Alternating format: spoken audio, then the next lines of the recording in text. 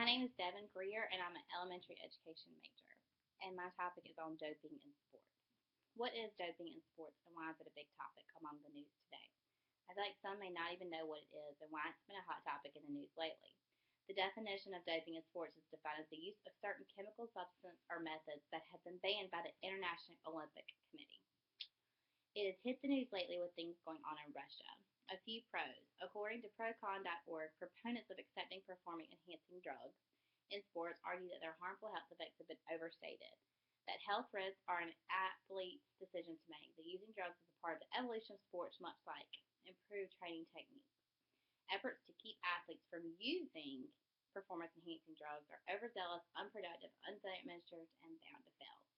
A few cons from procon.org are opponents argue that performing enhancing drugs are harmful and potentially fatal, and that athletes who use them are cheaters who gain an unfair advantage, violate the spirit of competition, and send the wrong message to children these days.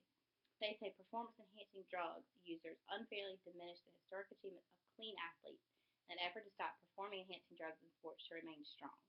All these facts come from procon.org. I feel like this is becoming an issue because athletes want to do this and think it should be okay. In news today in Russia, they're starting to check athletes more for doping in sports, especially in the Olympics that will be coming up. A few more pros and cons of doping. Many will argue that athletes should be able to take or do performing enhancing drugs because it should be their choice. As some would say, 18-year-old, when you're 18, you're able to smoke. So it affects your health. Why would you not be able to take performing enhancing drugs even though they affect your health? Some athletes think they need to use these to achieve their goals, and why would these not be available to them if cigarettes are available to anyone over the age of 18? Um, Another pro, according to Ivan Washington, who is the professor at the University of Chester and Norwegian School of Science, says, according to the IOC, which is the International Olympic Committee Director General, the fact that only 8 athletes out of 11,000 Olympic competitors tested positive is proof that the war on doping is being won. But the argument that a small number of athletes testing positive is an indicative of the low prevalence of doping is nonsense. The number of positive tests is an extremely poor indicator of the prevalence of doping. There's general recognition among all these involved in elite level sport that testing positive represents only the tip of the iceberg. It's impossible to estimate precisely how big the iceberg is, but it's very large. Drug using athletes often beat tests because they have access to specialized medical advanced from sports physicians. Secondly, there's evidence of collusion between dope using athletes and senior officials. That's also from Ivan Washington, and the professor. He's the professor at the University of Chester and Norwegian School of Sports Sciences. A few cons: doping has serious side effects and long-term negative effects on your health. This has been proven, and this is why performing enhancing drugs are counting to be banned from all kinds of sports. And some would say these long-term effects on the body outweigh the good that come from the short-term goals being met by the athletes for a short period of time. Another con is if athletes can take performing enhancing drugs, what's to say they won't take more than they're supposed to? Thinking, oh, if I take 20 grams instead of 10, I'll be where I want to be quicker, or I'll be a lot faster. Also states that these type of steroids can make someone violent. If that's the case, athletes taking more than prescribed, would they be more violent or more tend to violence?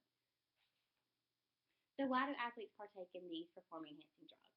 They think they're going to help get quicker, faster, stronger. In society today, we are all about getting things right now and not wanting to be better and faster right now. But we don't think about the long-term effects it has on the body of us, much less athletes.